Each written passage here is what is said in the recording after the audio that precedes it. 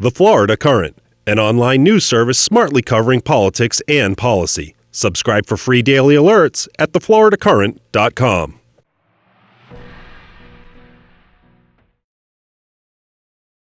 This letter has gone out to every state lawmaker asking if they want a special legislative session on Stand Your Ground. I'm going to vote for a special session.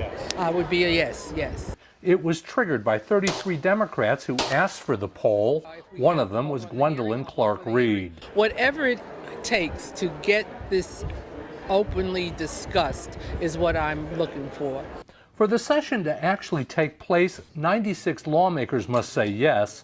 That would take all of the Democrats and 32 Republicans. I'll vote no for sure. I don't think it's necessary whatsoever. I voted no. Absolutely not. At this National Legislative Summit, the original sponsor of Stand Your Ground calls the session request premature. I think it's short-sighted to be doing it. I absolutely oppose a special session.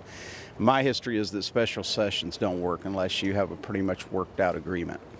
And Clay Ingram of Pensacola says he doesn't want to change a thing. It just can't be argued with to take, to defend yourself and your person.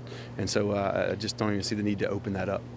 The Dream Defenders, who are still staging a sit-in at the governor's office, don't seem surprised. While Stand Your Ground is a political hot potato in Florida, at this 4-day National Legislative Summit in Atlanta, there's not one hearing or meeting scheduled. 21 other states have a similar law.